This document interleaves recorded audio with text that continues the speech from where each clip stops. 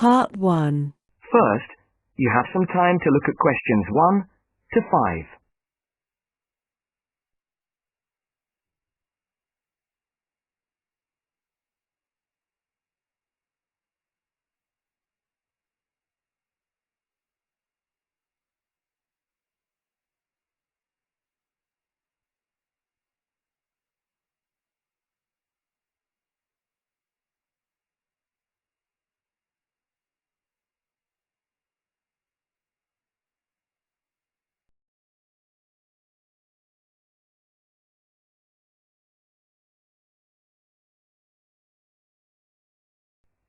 Now the test will begin. You should answer the questions as you listen, because you will not hear the recording a second time. Listen carefully and answer questions 1 to 5. Platinum Card Service, Rebecca speaking. How may I help you? I've got a few problems with my credit card account. Okay. What is your credit card number? Let's see. It's here somewhere. Here it is. Can I just take the card number, please? Yes, it's 6992 6992 3443 3443 1147 1147 8921. 8921. Right. Can I just check that? 6992 3443 1147 8921. That's it. And your name? Carlos de Silva. I just need to check a few details for identification and security, if you'll bear with me. That's okay. And what's your postcode? SE1 8PB. SE1 8PB. That's it. Vauxhall Close, London? Yes, that's right. And the house number? 43. And can you give me your date of birth? 13th of the 7th, 63. And one further check, if I may. Can you give me your mother's maiden name? Yes, it's Moore. Is that M-O-O-R-E? Yes, that's it. Before the caller and operator continue their telephone conversation, look at questions 6 to 10.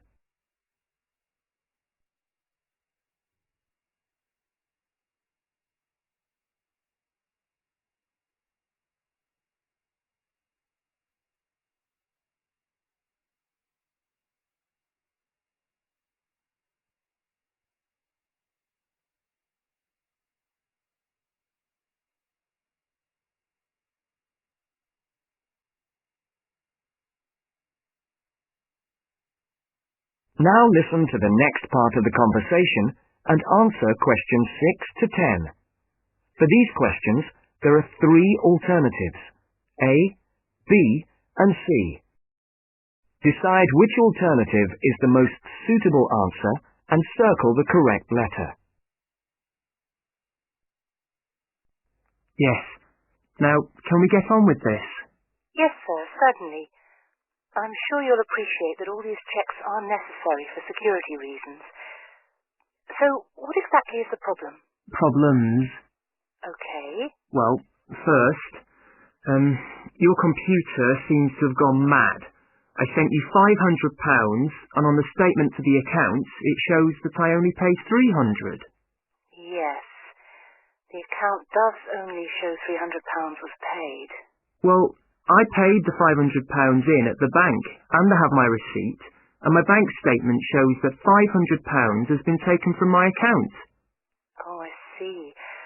What I'll do is check with the bank and see what they say. Okay. You said there was something else? Yes, as if that wasn't enough. My account shows that £107.27 was paid to a company called Pan Express. I don't know who this is. Let's have a look. Well, it is genuine. I can assure you it's not mine. It was made on the evening of the 12th of May. Maybe it's a restaurant bill you forgot about? There's no way that... Oh, wait, hold on. Yes. Oh, it's okay. I've just realised what it is. It is a restaurant bill, The name of the company is different from the name of the restaurant. My mistake. I'm sorry. That's okay. Was there anything else? I don't know if I dare. What is it anyway?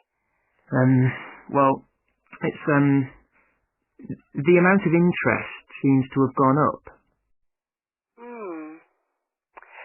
If you look at your statement for April, you'll see that the rate went down from 16.27% to 14.99% that month. Oh, yes, you're right. Was that everything? Yes, basically it is. Okay. And can you check my payment? Oh yes, I'll do it.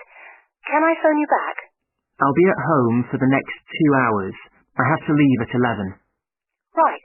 What's your number? 020 7989 7182. Hold on. 020 7979? No, it's 7989 and then 7182.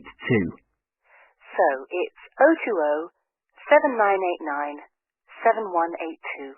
Yes, that's it. Okay, I'll phone you straight back. Thanks.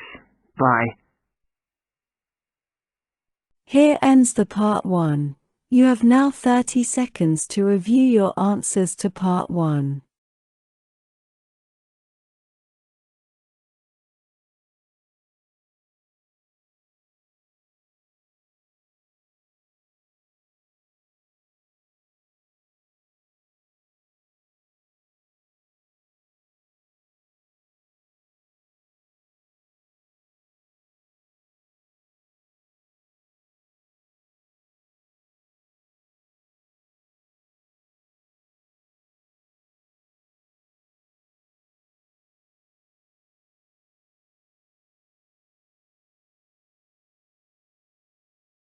Part 2. First, you have some time to look at questions 11 to 17.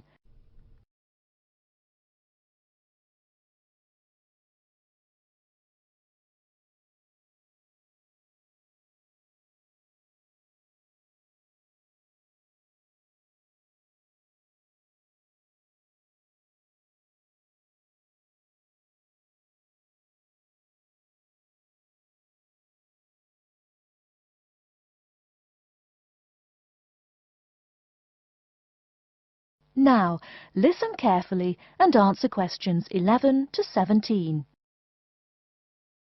Welcome everyone to today's seminar on CV and interview skills. Remember, your CV is probably the most important document you will ever write. It opens the door to your career, and that job interview is probably the most important meeting you will ever attend. It's like stepping through that open door. So let's roll up our sleeves and get down to work, shall we? First of all, I cannot possibly tell you everything you need to know about writing a resume in the time we have. But let me tell you that there are dozens of great websites on the internet. These will give you all the suggestions you need. If you look at the paper I gave you, you will see a list of the dozen most popular sites. I can mention a couple of important points, however. One is that your CV or resume should not be too long. A page is about right. Why? HR departments do not have the time to read long documents. Too many people are sending too many CVs. After all, the economic crisis of 2008 is still very much alive. Everyone needs a job now.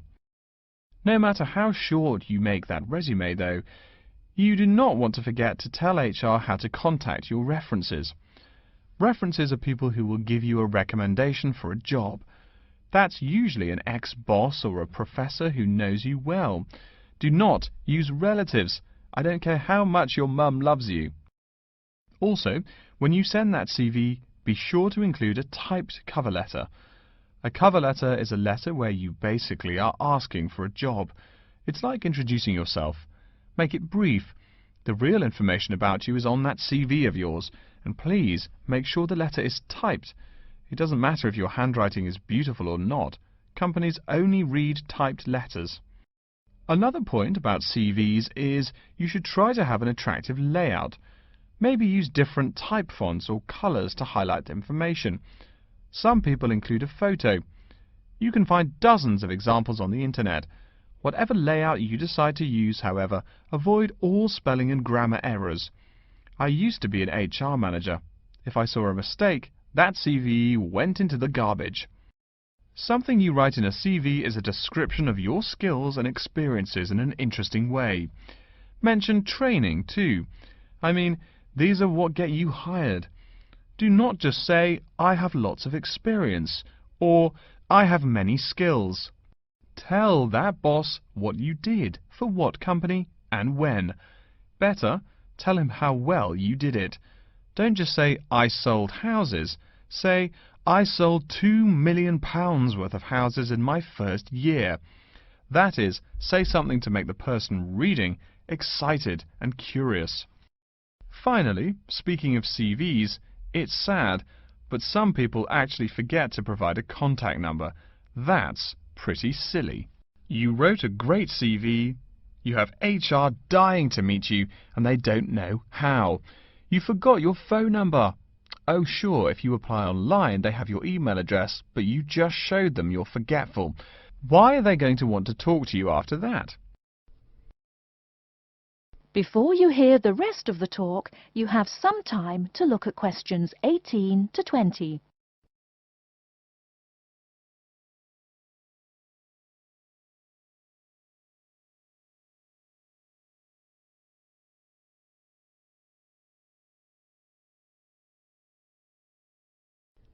Now listen and answer questions 18 to 20.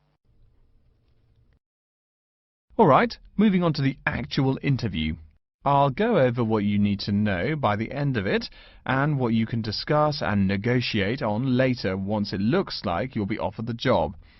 First, there's working hours. It's not that necessary to hammer out the hours off the bat, especially since it's easy to come off as lazy when the first thing you bring up is how much you're going to have to work. You can also find out more about possible promotions later on. It is important, however, to get a feel for how much you'll be paid.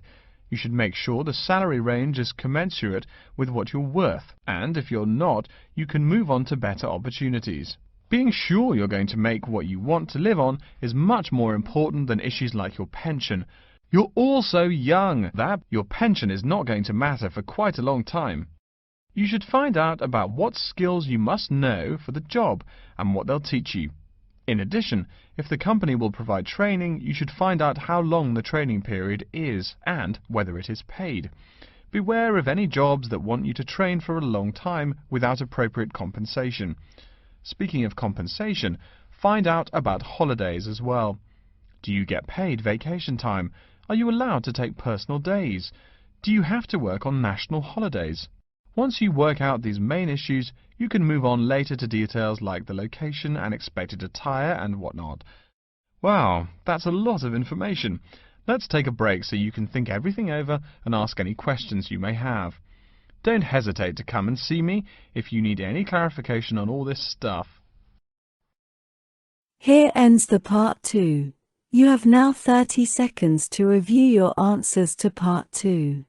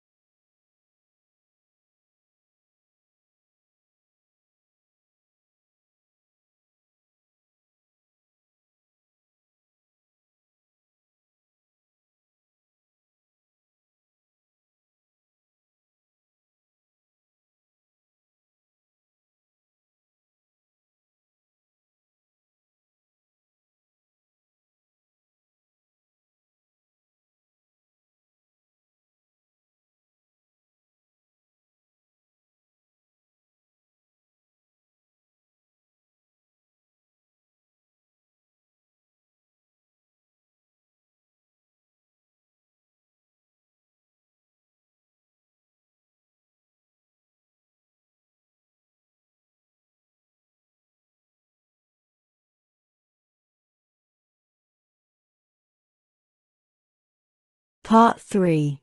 First, you have some time to look at questions 21 to 25.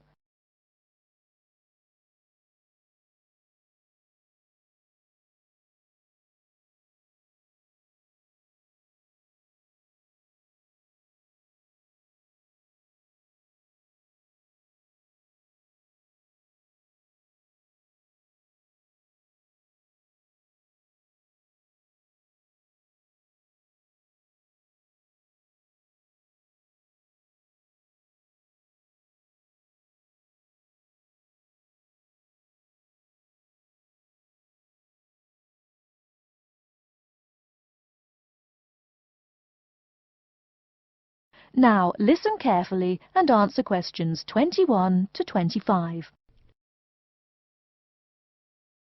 Hello, are you Dr. Lindsay, the returning student's advisor? Yes, that's right. Are you Frank? Your appointment wasn't until 2, but that's okay. Please come in and have a seat. Thanks. I like to arrive early whenever I have anything to do. That's certainly a praiseworthy habit. Let me see. It looks like you've taken a long break from school, and I understand you wanted to have a chat about what you should study if and when you return for further classes. It's such a big challenge. I don't know if I'm crazy for doing this or not. Believe it or not, I know exactly what you mean. Before I began working here at the university, I taught primary school for nearly 10 years. It takes a lot of courage to go back to school. I feel more shy and scared than the primary students I teach. In the schools I taught, I found today's youngsters are very sure of themselves. In terms of intelligence, I have a lot to teach them, and the maturity level of much of my class leaves something to be desired. But in terms of confidence, wow, a lot more confident than I am now, that's for sure. Stop fretting. A brave man is a coward who refuses to run. Let's talk about your strong points. You seem an intelligent man. What is it you would like to study? You see, I've been teaching children for a few years, but I think I'm happier teaching adults. I think teaching students in middle school is much more satisfying because they end up being much more grateful for your work. If I may ask, what got you interested in teaching adults? A lot of things, I guess. I met my future wife back in my first year of college. She always complains that I was more interesting then. She says that now I talk like I'm 7 years old. That's probably from being with children all day. Again, I know just what you mean. My husband used to say the same thing about me when I taught kindergarten. Anything else? Well, yes. Fairly often now I run into former students and we talk. Some of them are getting close to being grown up. I guess I think more and more about how people develop over time. So I'm interested in the results of education, you know, the final stages. I see. Well, coming back to the university can be both difficult and very rewarding. There are some problems unique to returning students, you know, older students like yourself. What do you think is your greatest weakness? Well, I actually think my confidence is getting better. I'm definitely overcoming my introversion and starting to be much more comfortable in front of a class. To tell you the truth, I'm afraid I'm rather behind the times about many things. It's more difficult for me to chase after the popular things youngsters are fond of, such as iPhone, Twitter, if you name it. I think I understand. Before you hear the rest of the talk, you have some time to look at questions 26 to 30.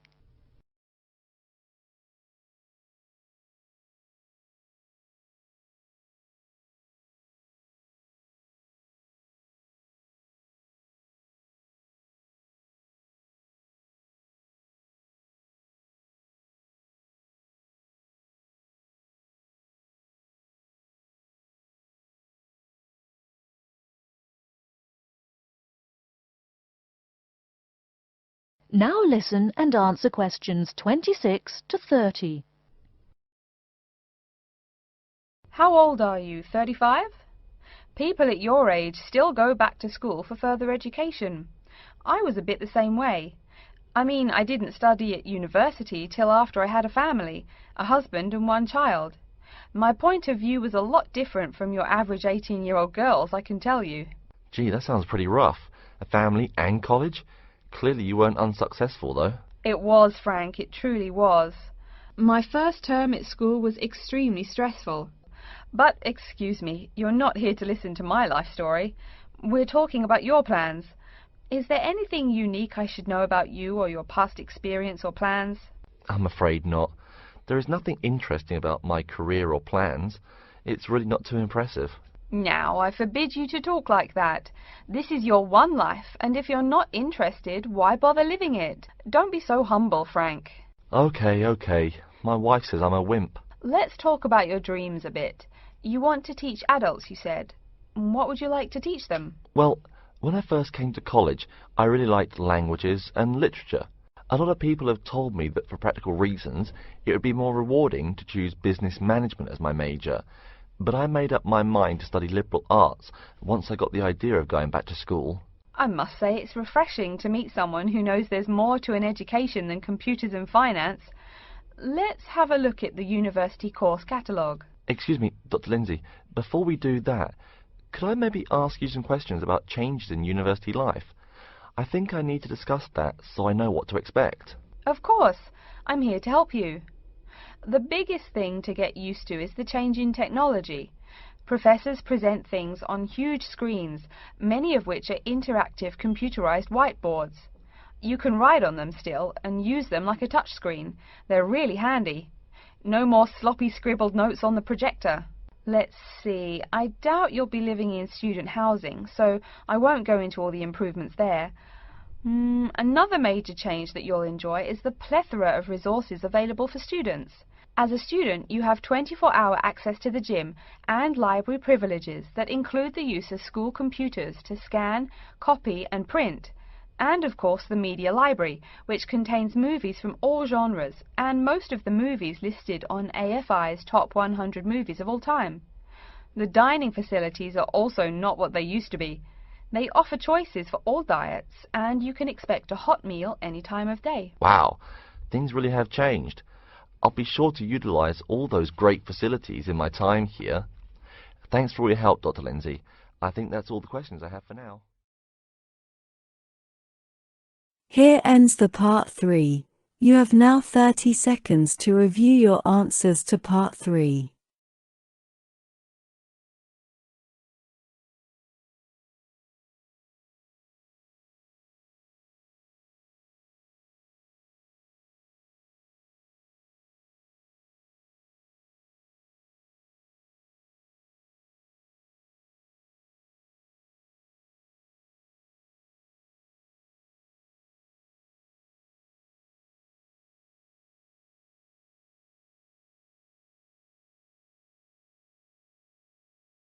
Part 4.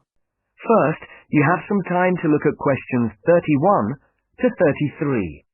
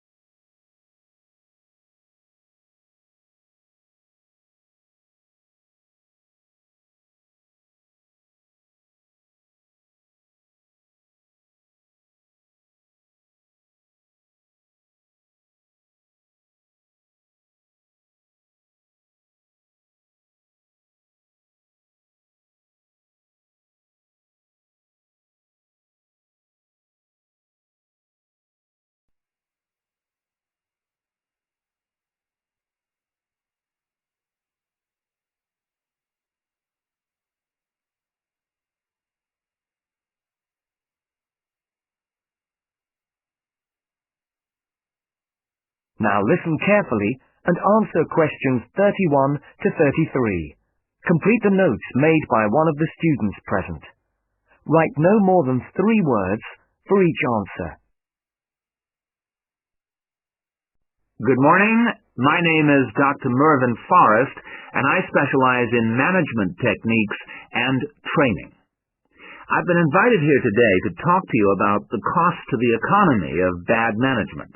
And what I would like to dwell on first is an area that has recently been exercising everyone, and that is coercion in the workplace, or to put it more simply, bullying. It has been estimated that bullying at work costs the British economy up to £4 billion a year in lost working time and in legal fees. And with the problem apparently on the increase, it is time that managers took on board what is happening.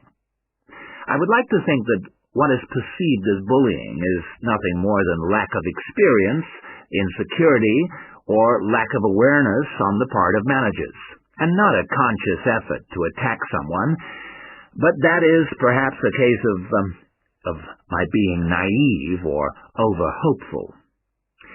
Before we break up into groups to look at the first task on the handout you've got, I'd like to give you a start with some of the main bullying methods that have been identified so far. Basically, what I'm going to do here is to give you examples of 1 or 2 points. Can you all read the OHP clearly? Yes? Right, off we go. Now answer questions 34 to 40. Write no more than 3 words for each answer.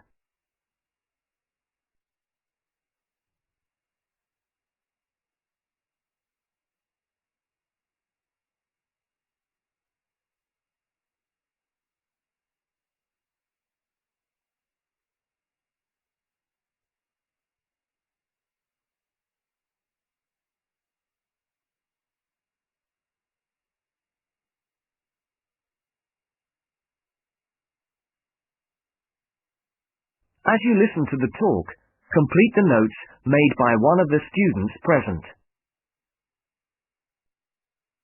The first item on the list is giving people tasks which managers themselves cannot do and which are therefore impossible to achieve. This is, in fact, a very common strategy used by managers to manage their subordinates. It gives certain people a false sense of security as they watch others failing while they try to achieve the goals set. Another simple bullying technique is constantly moving the goalposts, especially when one's employees are in the middle of a task. This is not bad management, it is just plain stupid. All targets and goals set should be easily achieved within a realistic timescale. Sending memos to someone else criticizing the performance of a task where the individual has no way of replying is another common technique, especially when the manager concerned does not reply or makes it impossible for subordinates to contact him or her by not answering the telephone or not replying to emails. This is not the style of a sound manager, but rather the antics of someone with emotional problems. If you behave like that, don't expect your staff to respect you. And now, the technological bully. It is interesting how all tools designed to help can be turned into dangerous weapons. The urgent email bully is fast becoming a problem in the office. Employees turn on their computers to be faced with a string of badly worded emails, making instant and often unrealistic demands, which reveal the hysteria mode of management. Have you ever felt a sense of dread before looking at your email, even your personal messages? All companies should develop a company strategy whereby there is an email code of practice, with offensive messages being forwarded to a designated person for appropriate action. I would now like you to break up into groups and brainstorm other bullying techniques which you think you may have experienced, and perhaps, if you're honest, which you have been party to. I can think of at least 9 more bullying strategies. I would also like you to consider ways in which you think that each of the techniques on your list can be countered. Is everyone clear as to what the task is? Yes? Okay. You've got 20 minutes to do this. The listening module of the test is over, and you now should write your responses to the answer sheet in 10 minutes.